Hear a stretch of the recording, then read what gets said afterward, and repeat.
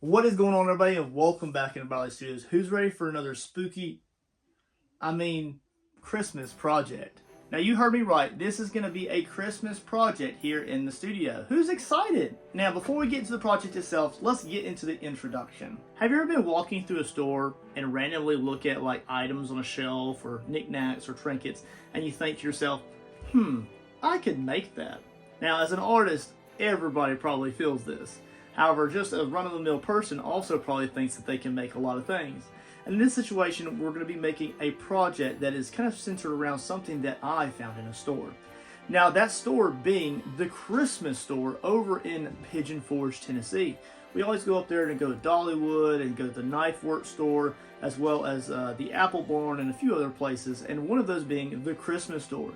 It's been there forever. They used to have a big old train, kind of like room in the store, and you could go in there and you can see all of like the model trains, and I always remembered that. They don't really have that room anymore, but they do have amazing levels of Christmas decor. So you can go in there, you can just enjoy like an hour's worth of walking around and shopping.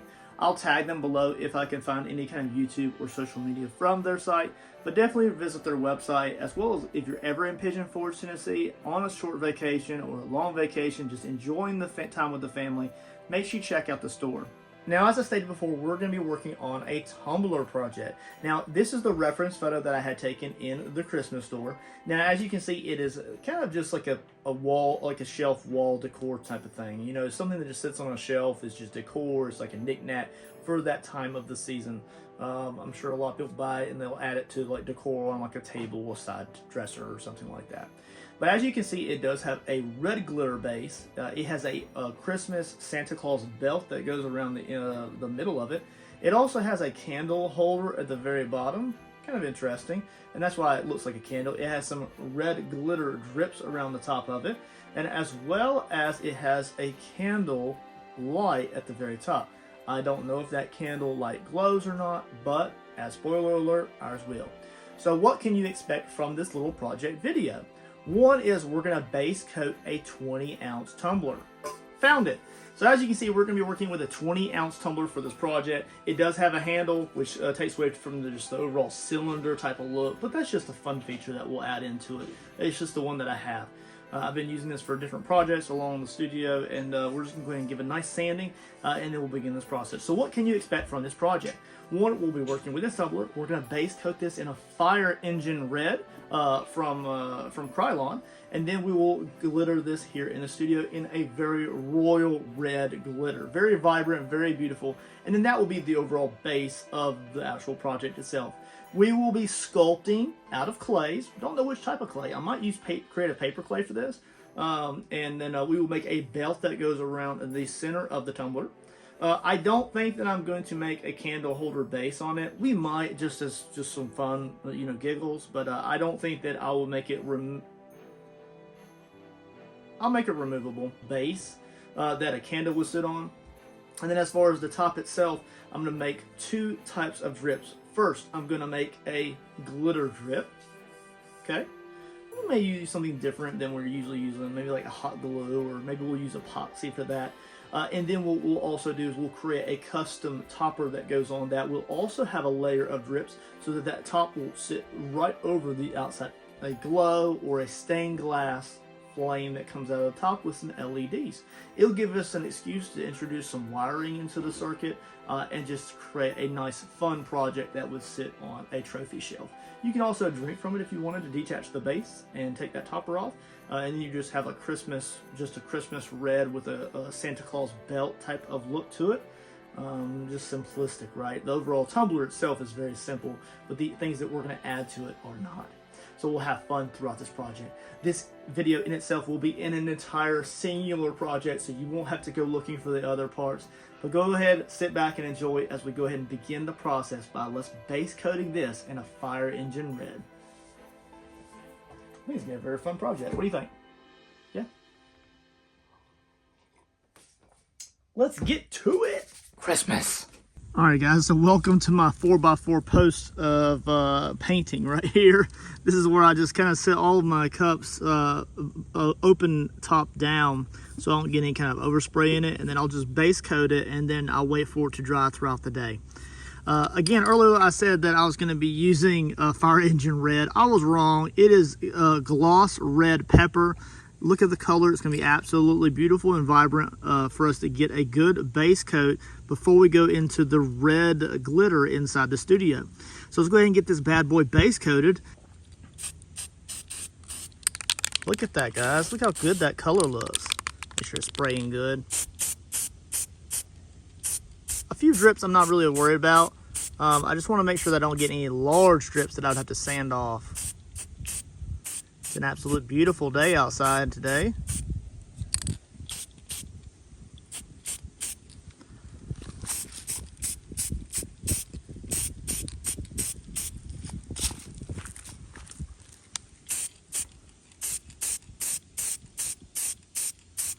See how I'm getting a little bit of coupling right there, a little bit of pitting.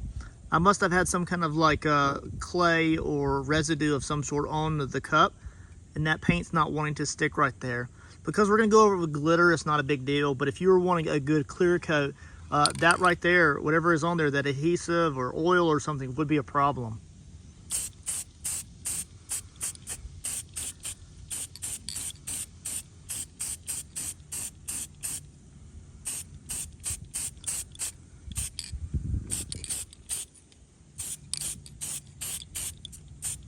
I always try to get it a little bit thicker around the handle, just because sometimes that paint gets so thin around the edges of those hard lines, and it can easily rub off there. See that pooling? It's getting a lot of pooling right there.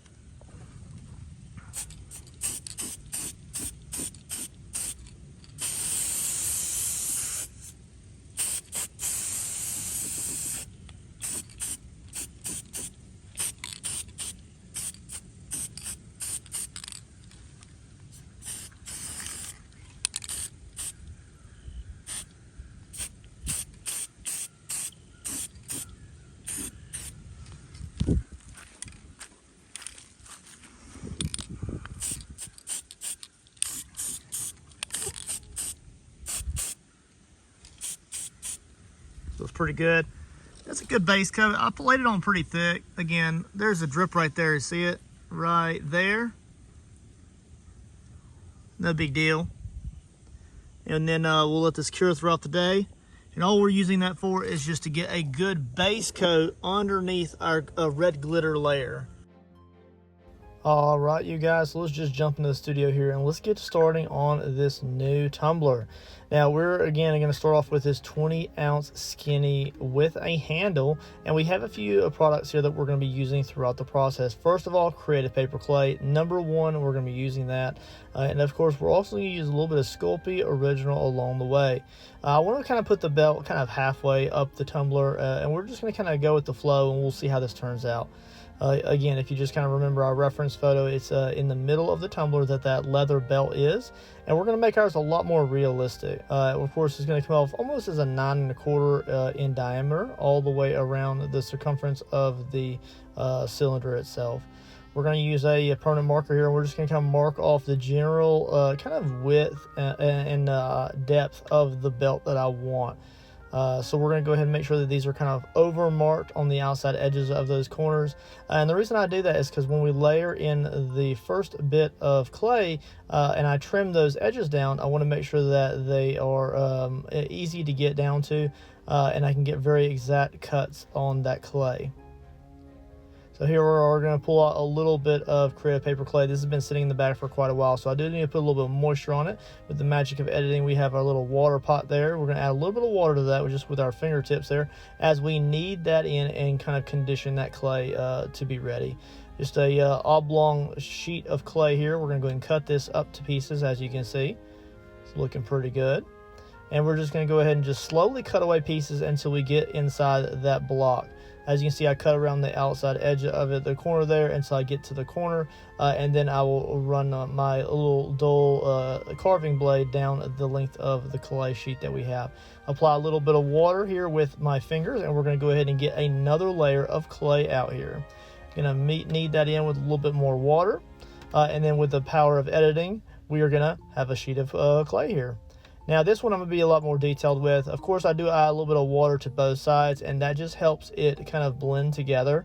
It gives a little bit of a stronger connection point between those two layers because I'm not actually blending those or layering them out in one piece. Here I'm just going to go ahead and take my time trimming the outside edges of the belt until I get the general shape that I want. In hindsight, this is a very thick belt, and I'll probably made it a little bit thicker than I wanted to, but I wanted it to have a little bit of realism to it. Even if I don't like put every single little stitch on the actual belt itself, I still wanted it to be pretty cool. Adding the little holes here, these are supposed to be the little stitch holes to reinforce the belt and keep the edges of the leather that could be layered like what we did with the clay. It could be like a double plied layer belt, and that stitch keeps the outside edges from pulling apart. I'm not a leather worker. I'm not a guy who's ever even made a belt, so I'm just kind of just using what I think a belt should look like as I kind of work through this process. Trimming the outside edge a little bit. As you can see, my parchment paper is getting quite wet right there, so it's getting actually to where it starts to tear. Now the hardest part about this is we're going to be curving this. Now this is an air dry paper clay, right? But we are wanting it to dry in a circular motion, kind of like a curvature around the tumbler. That is easier said than done.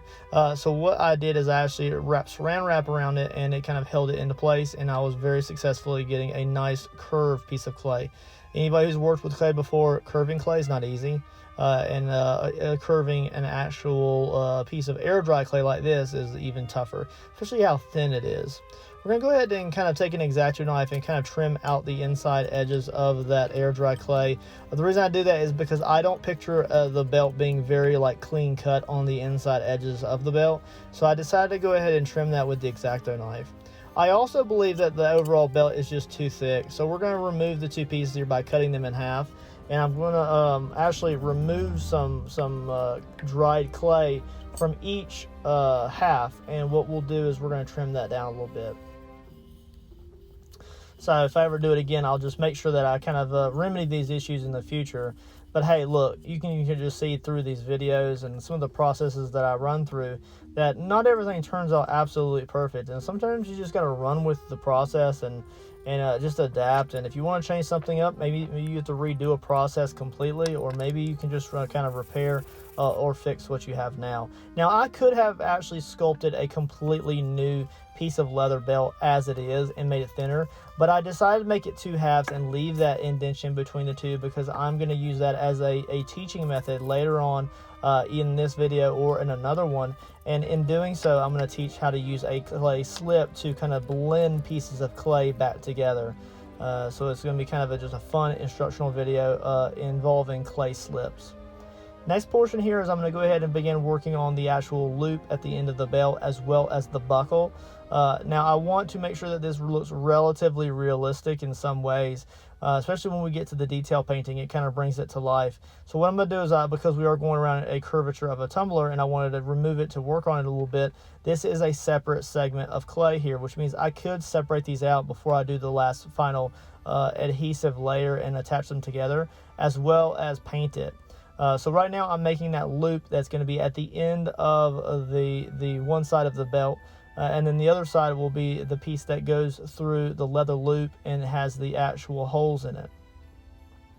Using the side of a bladed tool there, which I'm using quite a bit, and a little bit of a silicone tip tool there, and I'm going to go ahead and put some buttons on this, or maybe so like rivets, right? These are rivets that you would put on the exterior and interior of the belt loop, and then that would make the belt loop all one piece because it would be folded in on itself. It'll make sense if you really look at the end of a belt. You can kind of really see where I'm going with it.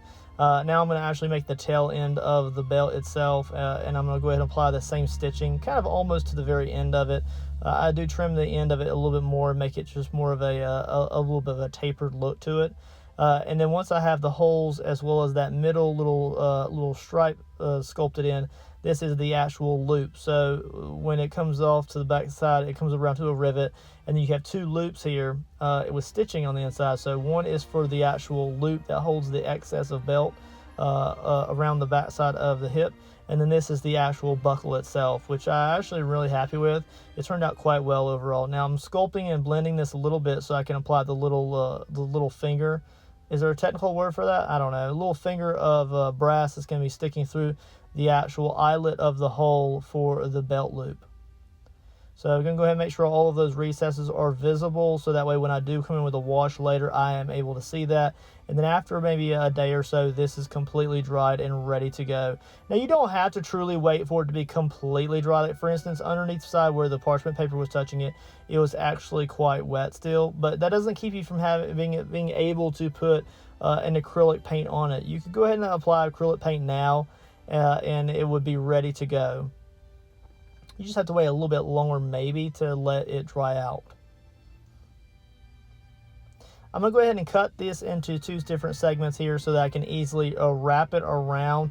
I originally anticipated that the piece in the middle where the buckle is would not be removable, and later on down the road they actually came apart without me wanting them to, so it kind of worked out. But anyways, I cut an excess loop on it so that I could fit that around the handle and fit it into its permanent place before I do any kind of blending with the slips later in the process. Now to apply our glitter here, we're just going to use our just standard way of using Mod Podge. You could use Epoxy if you wanted to. I just felt like using Mod Podge. I haven't used Mod Podge on a project in quite a long time to apply glitter. And just remember, this glitter that we're using here is from Twisted Glitters. You can find their link to the website below. I really don't get to use their glitters in my projects as much as I would like, but it's just really good when I'm able to do so. It's a really great royal red color, and that color is called Somewhere. It's kind of like a Wizard of Oz color set that I got in a Christmas box, I believe. And it's just a really great Christmas color, so I'm excited to be able to use that in this project. Of course, when we do add epoxy to this, it's really going to darken it out and intensify the overall color of this glitter, but I'm really happy with how it turns out. Now, I will seal this with a very great layer of Rust-Oleum clear coat before I apply this belt. So at this point in time, it's already been sealed and clear coated. However, it's hard to tell, right? But when you do that, you're not going to get so much glitter as you would if you hadn't coming off on your hands as you're working with this portion. So as you can see, I went ahead and glued the belt into place. We do still have the middle seam between the two pieces here, the top and the bottom of the belt. And you can see it really didn't hurt the actual holes that we had drilled for the belt holes very much at all. So it's all very seamless, very nice. And we are going to use a clay slip to kind of blend some of these edges. I actually had a little bit of a gap between the two pieces here. So we will be filling that in with some creative paper clay, the same material that we used to actually sculpt the belt itself. Now, I will notate that working with this clay is extremely easy. So if you're just getting into clay and you're not wanting to use the oven very much, then this is very easy to use. Now, don't get me wrong, there are practical uses for all types of clay, whether using oven bake or an air dry clay like this. But I'm really falling in love with this clay, you guys. It's really easy to use, and I've been able to do a lot of very intricate sculptures with this clay, which is, to me, it's almost labeled as a beginner clay. But it's a really great product. I like it specifically because of how light it is. I could add a lot of this to a sculpture and it would still be a relatively light object. Going to use a little bit of a sculpting tool here just to remove some excess so we can kind of just leave the pieces that we need in the canyon of the void there, as it were. And we're going to go ahead and blend this out with some water. So just remember that if you're working with a oven baked clay like Sculpey Original, for instance, you're going to want to use like a rubbing alcohol or something like that. Whereas you're using a air dry clay, or for this creative paper clay, you're going to want to use water as your blending medium to soften it, move it around, and to create slips.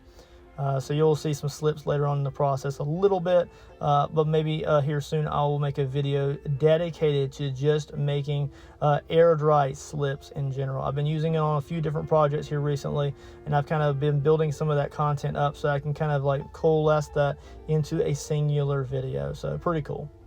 Looking forward to that. I'm using a silicone tip tool there to kind of blend in this edge here. And when we come over this with paint, it's going to be a little bit smoother.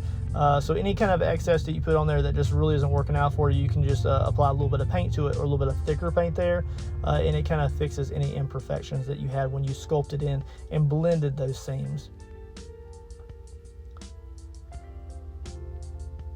All right, so there's that sculpting and blend right there, and we are going to go ahead and paint that black. But look how great this looks so far. I'm really happy with how it's turning out, and we are going to also use a clay slip to blend that center line. So don't worry about that. We're going to make that disappear, and that's what we're going to do right now. So a lot of little pieces of creative paper clay in the bottom of this medicine cup here. We're going to add a little bit of water there, and we're going to use a popsicle stick, not just to stir it and wait for it to dissolve. You really got to mush it and break up some of those fibrous particles that come in creative paper clay, right? So you need to break that up a little bit, and it creates a air dry slip that you can really push into those crevices and fill in voids. So we're going to use this to our advantage here. We're going to fill in that center line a little bit, and it's going to strengthen the bond between the two halves where we had cut them apart, shrunk them down, and made the overall belt a lot narrower. Using a very stiff brush here. It is a very stiff brush. It's almost like an old just crud craft brush. You don't really have to have anything super of substance to do this type of work with. Just use what you have. If you have just if you just use your fingers, you can do that too. Making sure to like kind of carve away that interior line on the belt itself. I just think that looks really cool. And then we're also going to use a piece of saran wrap here. We're going to kind of push this in, making sure that the wrinkles are actually visible. I want those wrinkles to be kind of survived through the drying process. It still takes a complete 12 to 24 hours for this to dry up to where I can remove that, because it does seal that moisture in and it takes a little bit longer to dry. But look how great that overall texture looks once we remove that saran wrap. It's really cool. Saran wraps really do help your overall sculpting processes, and of course you can use aluminum foils as well. But of course we are working with an air dry clay now, so it just changes the way that it dries out. We're going to go over the entire thing, and we're going to use a nice probably 1 to 2 layers of a Mars black. Actually, I believe this is more of a lamp black. It's like an old craft paint that I have up on my shelf, so it's not ivory, it's not a Mars black, it's lamp black, and it really is a nice great color to go ahead and give us a base coat in. And you can tell that, of course, we are painting this while it's on the glitter, and we have a lot of details around the buckle here to paint as well. So we're making sure to push all those base coats into those nooks and crannies. Now, some of the colors that we're going to be using to actually paint the belt here, we're going to use titanium white, obviously. It's one of my favorite colors. We're also going to be using a raw sienna, a burnt sienna, and then we're also going to be using a raw umber there. So we're using a large variety of colors, and I was kind of debating whether or not I wanted to make the actual belt buckle bronze or silver. That's a really tough decision. Even then, I was thinking about making the belt black like we had in our reference photo, but I just really thought that a brown belt would just look really cool. It would really bring my artisticness into the overall project. Although we're using something as a reference, we don't have to make it the exact same way. We got to cook it up a notch. We got to take it up a notch to the next level. And if I just did just a strip of black clay around the interior of the tumbler here, it would just be so basic, you guys. I'm not saying I couldn't do that if somebody wanted to order something like that. It'd take a lot less time to create. But in this scenario, I decided to make it a nice rich brown, and then we're going to use a little bit of Dollar and Rowney ink to kind of richen these colors. So as you can see, I'm going to go ahead and begin building up my highlights here, really introducing a lot of that titanium white into the raw umber here and the raw sienna, and we're going to go ahead and build it up more into titanium white at the later stages of the painting process. You can really see how bright that's getting, how bleached out, and now we're going to start to introduce some of those inks. Now that is a Dollar and Rowney ink here. I am using a burnt umber here, I believe it was, and we're going to go ahead and layer this in here, painting those rivets silver, and we'll also give them a little bit of stain after they dry for a little while. We're going to give the actual belt buckle itself a nice layer of antique bronze from Folk Art. And then we're also going to use our stain along the way just to give it some details here and there. Now, it will darken up a little bit as it dries out. That's naturally going to happen. But the overall survivability of the colors is really there. Look how bright those colors look. And the titanium white highlights that we introduced as we built into the higher layers of colors really do shine through those wash layers. Now, I decided to do something a little bit different. Usually I do an epoxy drip with my tumblers. However, this time, because we're using a little bit more glitter than we usually do, I decided to go ahead and use a hot glue gun. I haven't used the hot glue drip style in a very long time.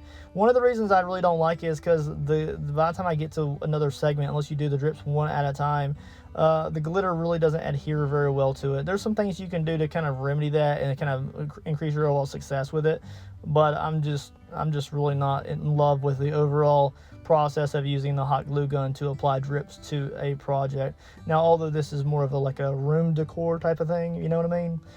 It's not really something you drink out of all the time, so I'm really cool with how it turned out, but I'm not someone who's going to use hot glue on a lot of my drinkable tumblers very often, if you get what I'm saying. So we're going to work our way around the entire tumbler here, sit back and enjoy the music, and then we'll catch you back in a minute with some Mod Podge.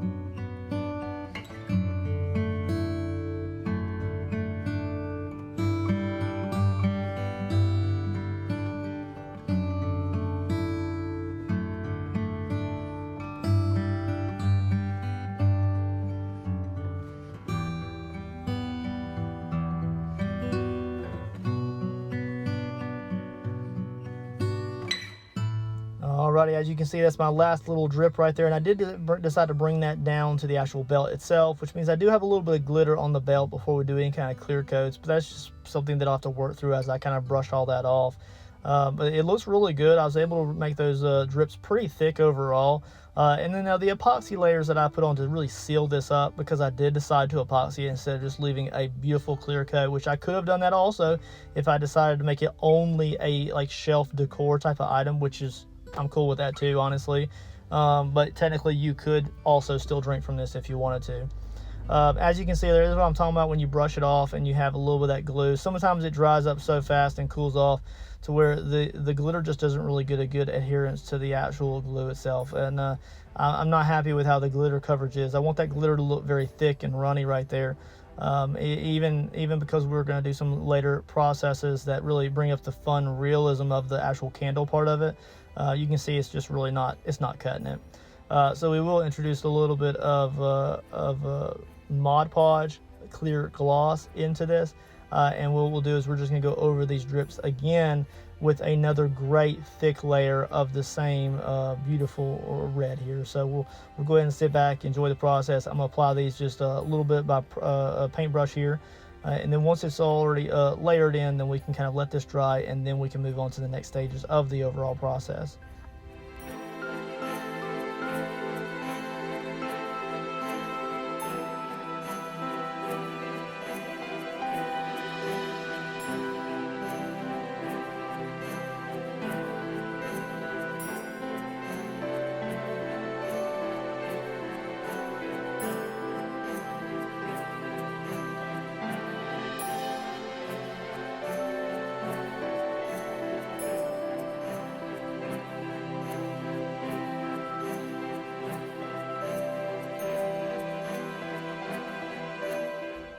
Alright, so just like that, we're at the point where the actual drips are completely finished up here.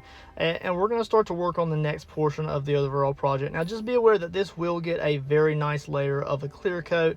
And I'm not going to put like a spray paint clear coat on it first. We're actually just going to go straight into a clear coat of epoxy. And we'll be using a Flynn Sister epoxy for that clear coat layer. I'll put a few layers on it, and then I'll probably won't put the very final layer on just because I don't plan to drink from it right away. But if I ever do plan to sell this or let a customer drink from it, then I'll probably put one more really good clear coat on it. We're going to use a X-Acto knife here just to remove any kind of excess epoxy from the very top rim of the cup. And I'll do that ever so often as we apply some more epoxy layers to the outside of this. We're going to use a little bit of foil here to just kind of wrap around the top of the actual tumbler itself. And then we're going to go ahead and start to apply our topper here. Now, this topper is not going to be a drinkable functional topper. It's more of a decor topper. So we're going to go ahead and create just an overall flat clay structure with a kind of bowl-like bottom.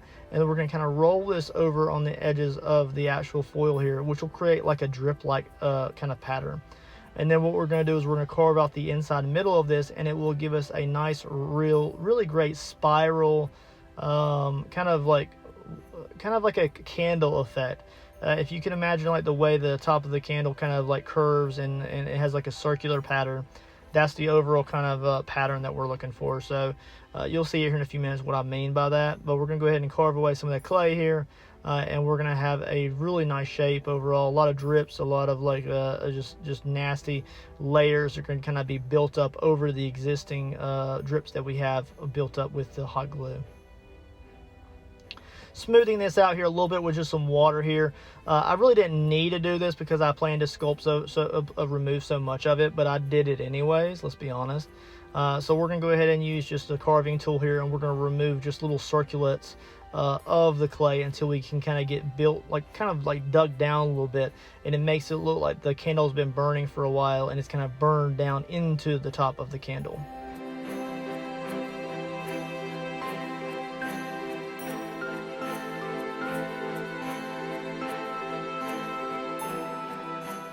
So I'm just taking away a little bit at a time until I just really get happy with the overall look of it. You could really dig down pretty deep if you wanted to, but the further down you dig, that means that the outside edges of that candle need to be even thinner or running over or falling into itself. Because naturally, as it burns down, those outside edges that are not burned down as much or melted down into wax would need a curve or burn or lay over somewhere. So that's something you have to think about as you kind of carve away this clay for like a candle-like effect. Now, as you can see here, I am being very generous with the amount of water that I'm adding to the top of the clay here.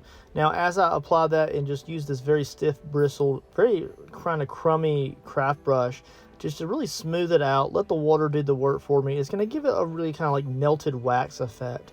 And it kind of removes any of those like little textured pulls that I had left behind on the clay texture with the carving tools.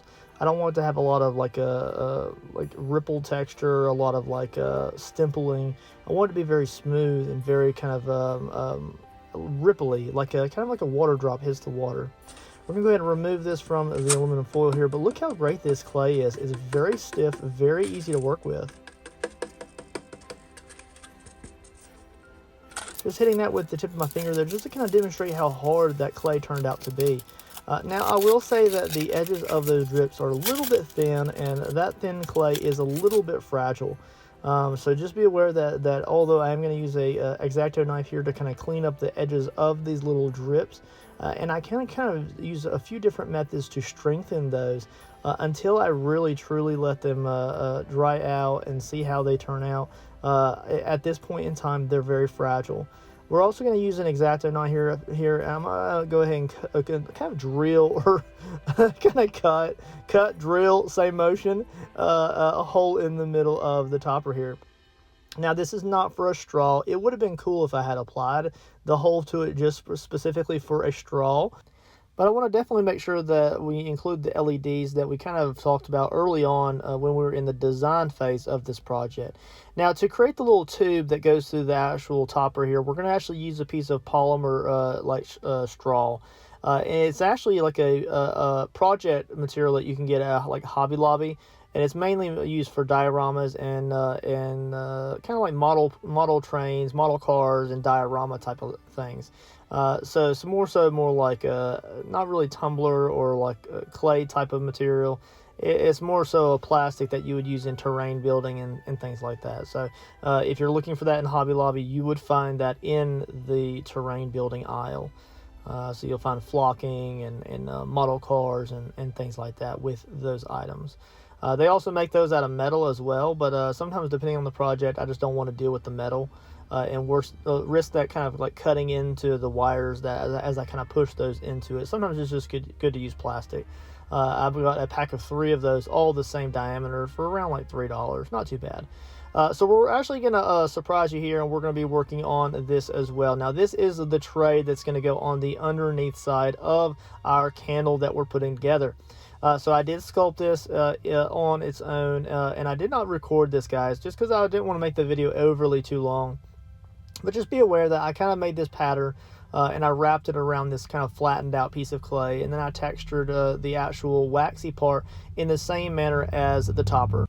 Now, of course, you will notice also that I made this out of Sculpting Original. I really felt like that it needed a little bit more strength on the bottom than it really could give me with the Creative Paper Clay or like a Airdry clay. So I did decide to make the bottom base out of a Sculpting Original. Just be aware of that. So I did bake that at 275 for around 15 to 20 minutes just because of how thick it was. And then, of course, we started off with that base coat, and we're going to paint that in a tin. Kind of like a silver tin color. I was debating whether I wanted to go with bronze or tin, and I decided to like kind of diversify it up a little bit because we made the actual belt buckle bronze. Let's make the bottom of it like a tin silver color. We're going to go ahead and give the actual cup topper just a good coat of red paint. I believe I used crimson for that. It's no big deal. And here we are with the epoxy tumbler, as you can see, and we have our topper as well, and that is already base coated and ready to be added to the actual top of the tumbler for some final effects. Now, I definitely want to make sure that I go out of my way to carve in a kind of like a slot for the future wiring that we have in. Now, just be aware that you can use an X-Acto knife to carve into any type of air dry or oven baked clay that you have. Just take your time and just be very deliberate. Sometimes you have to kind of hold the clay piece at weird angles, which means it's kind of awkward to get on camera at times. So if you're not recording, it makes it a little bit easier there. But this is going to be a nice little crease for the wiring to sit into, but tight enough to where I can kind of extend the wiring out and away from the back of the diorama if I wanted to, depending on how much reach I need on that female piece of 5.5 power wire. And we'll kind of get to that later on in another video.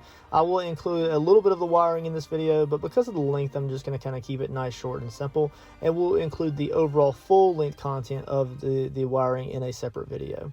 As you can see here, I do put a piece of saran wrap onto the top of the tumbler just because I don't want to get any kind of drips down the sides.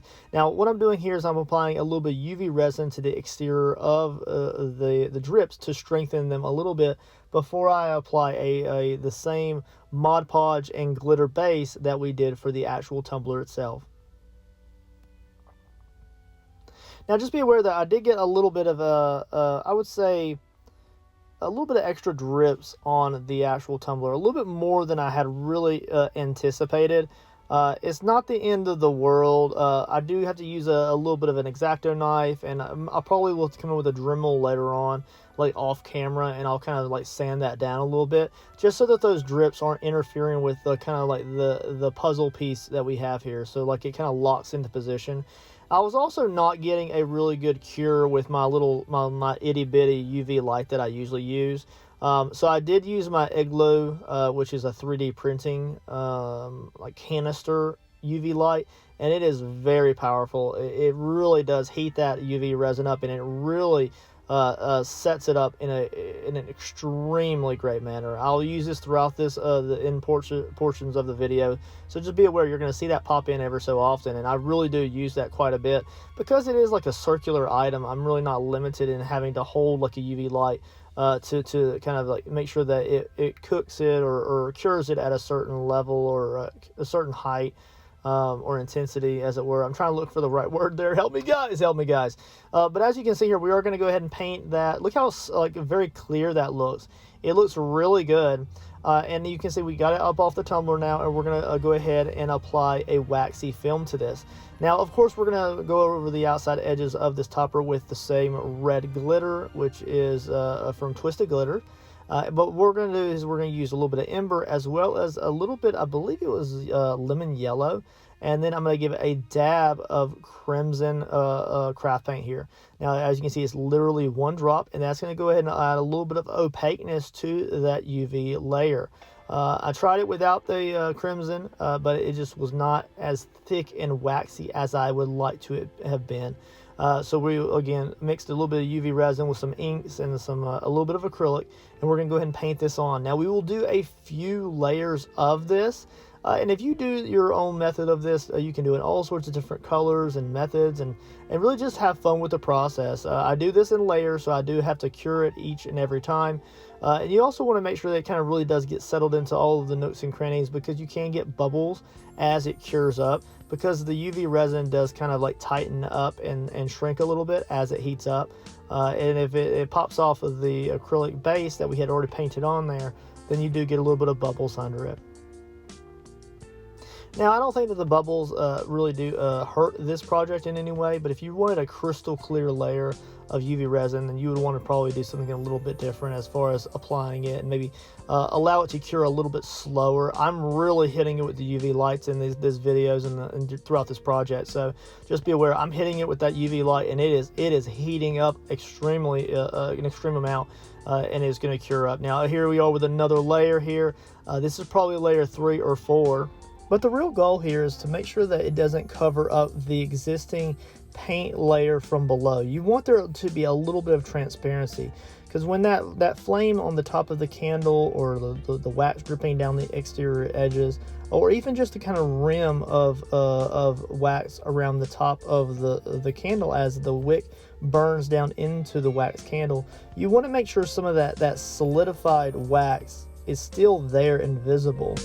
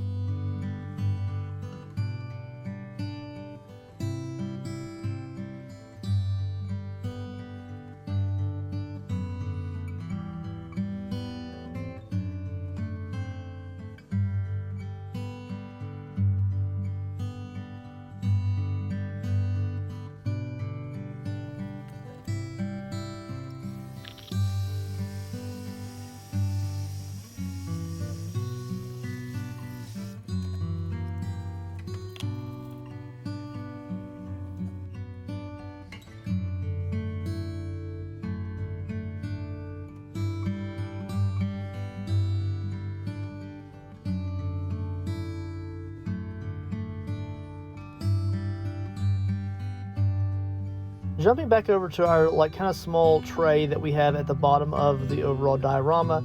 Now, I was really debating on what color I would like to paint the actual tray itself. You can see that we did give the overall kind of like waxy effect the same sculpture as well as the same overall paint job. And we use different colors of reds, mainly crimsons and maybe alizarin crimson for some deep reds. But we want to make sure that's kind of light and airy and it's not too dark. And the reason for which was we're going to go over that with the same UV resin layers that we had did for the topper as well. And you'll see that this overall red color will really come to life. Now, I did give this a little bit of a gunmetal gray silver because I did decide to go with the silver. That way we can just kind of switch up the colors a little bit. And we're going to use some inks here, same as we did before.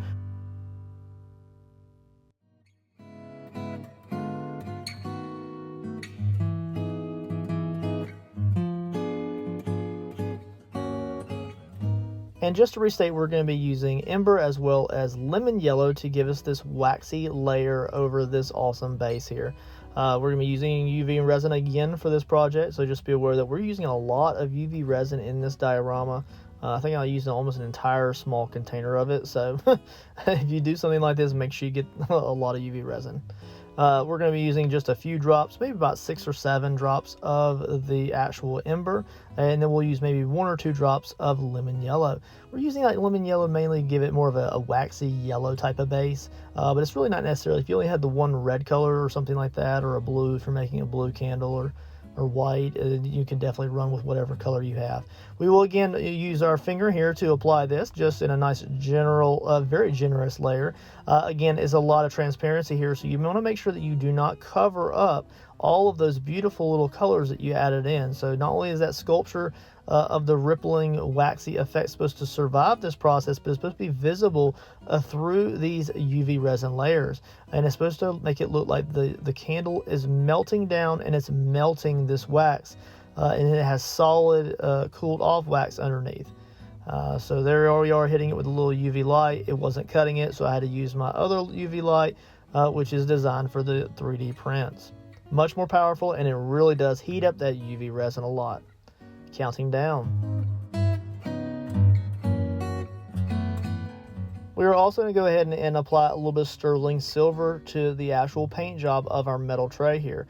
Now again, we started off with a Mars black base, then we worked up into a gunmetal gray, and now we are at a sterling silver. Now, in all honesty, I could have also dinged that silver out quite a bit with a little bit of tarnish, with some different brown washes and things like that. And I really just felt like leaving it just pure silver, just a clean cut, very good gray dry brushed silver look, and instead of dinging it out a little bit, I just think it added a little bit of shine to the overall diorama and the project, and I think it looked pretty cool.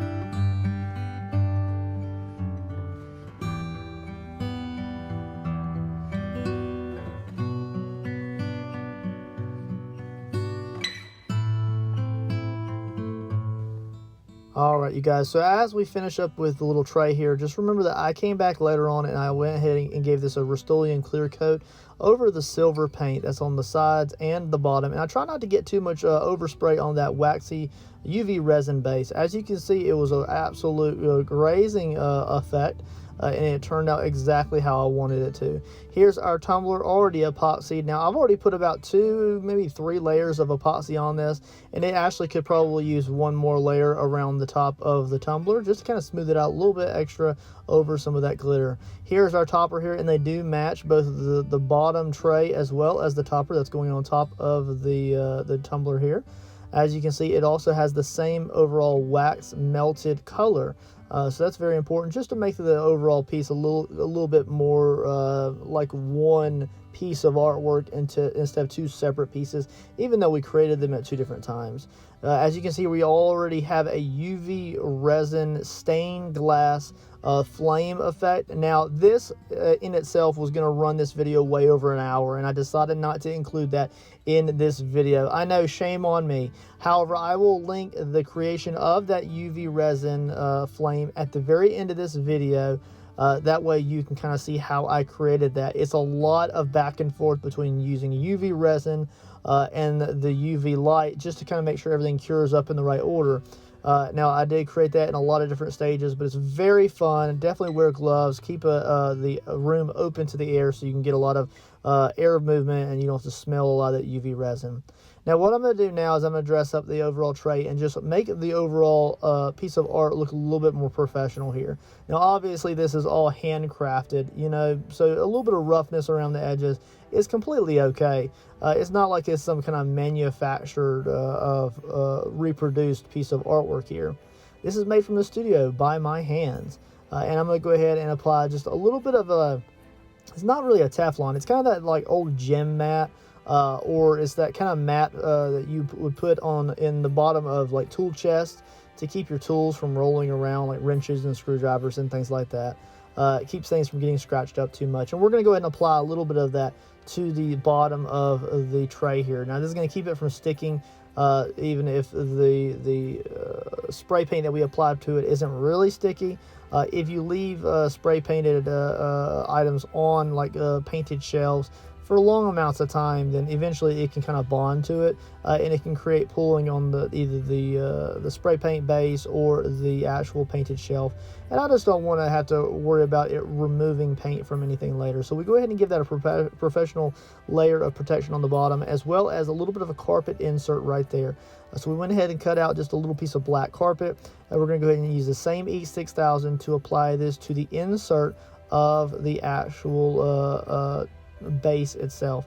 So we're just going to go over this with a little bit of a E6000, same as we did with the bottom of the tray, and we'll go ahead and then push this carpet into place. This will also keep the tumbler and the base from getting bonded to each other if I have them sit them on top of each other for a long extended amount of time. Any artists who work with epoxies understand that. Sometimes when you take those apart, you hear like a kind of like a snapping, where like the two mediums are kind of being pulled apart.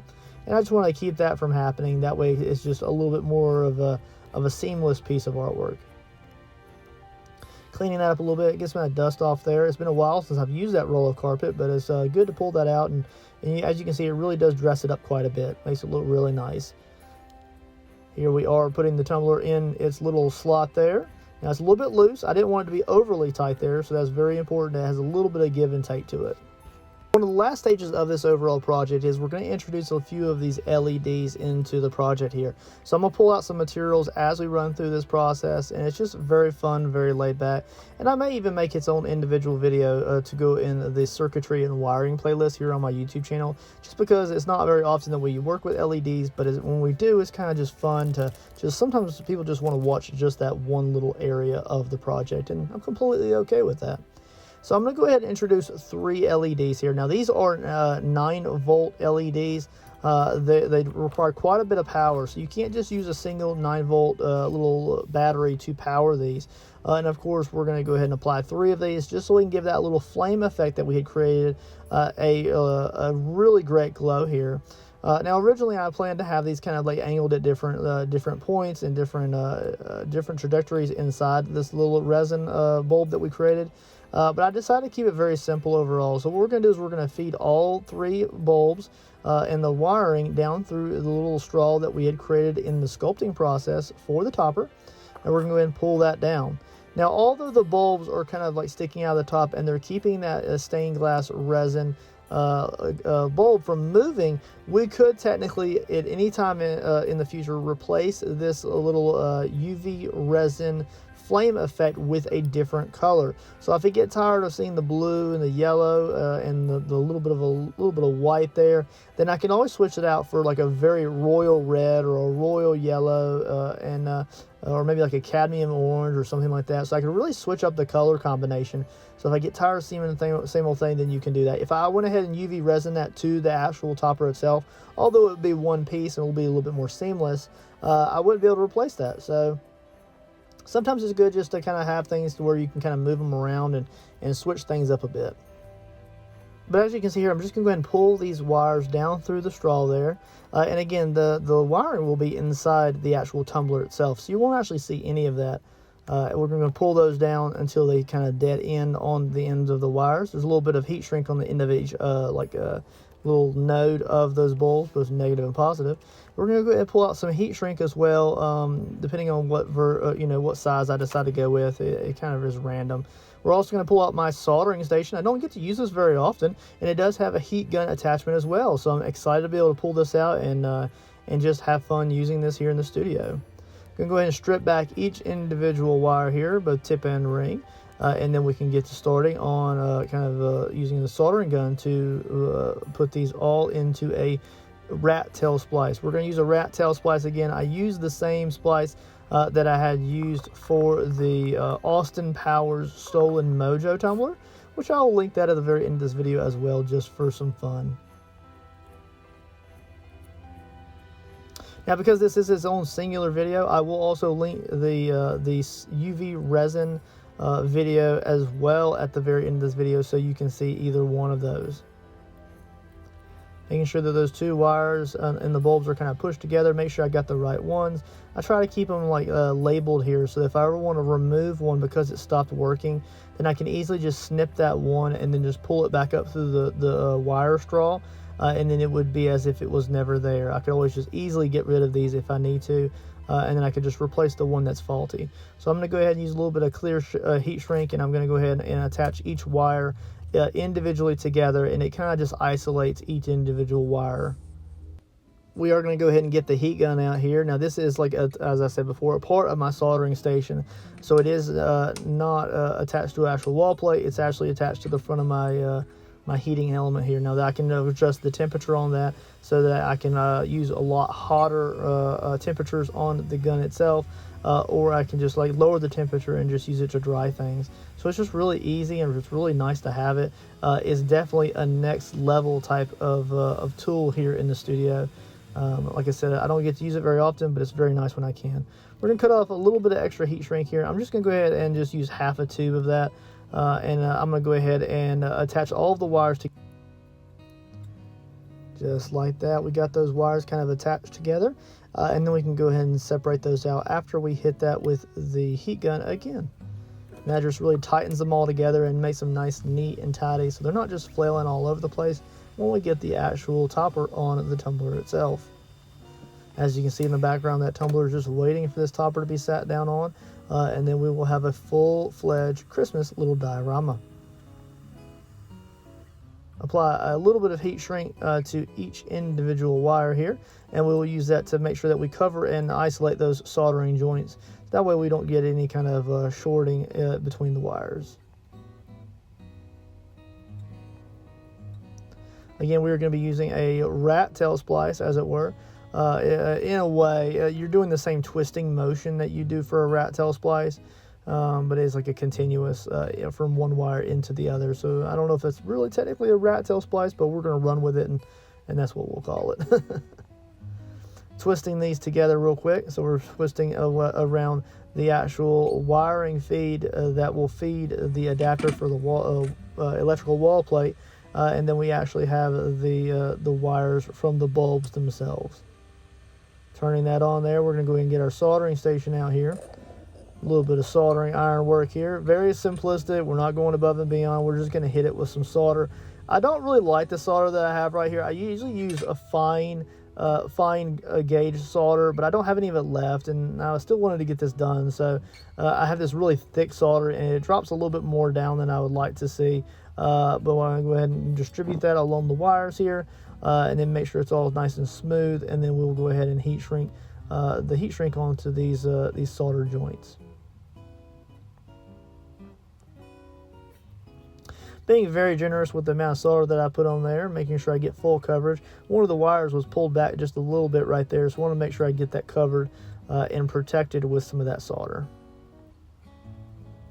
In all reality, because this is such low voltage type of stuff, and the bulbs really don't require like a high amount of energy, we really don't need to use solder and a heat on these. You could probably just twist them together with some like little electrical nuts that you screw on there. But I'm above and beyond sometimes, so I'm gonna go ahead and heat shrink them individually, make sure they're nice and protected, and then we'll go ahead and work on feeding it into the actual tumbler itself.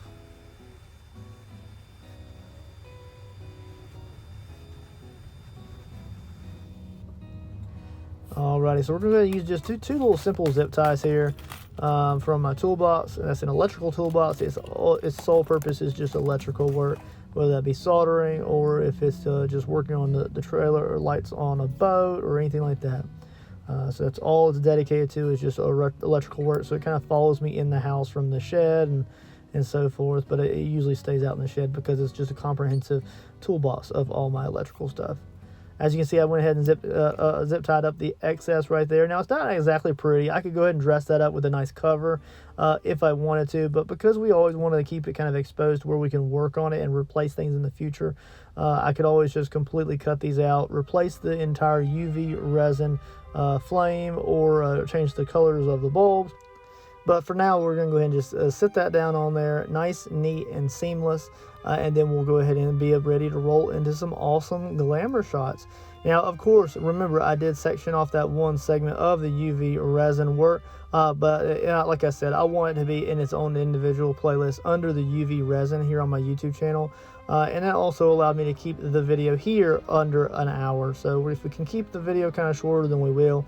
The UV resin project of the flame was so intense and so fun, I wanted to give it its own dedicated content video. So you will see that popping up here in the screen right now.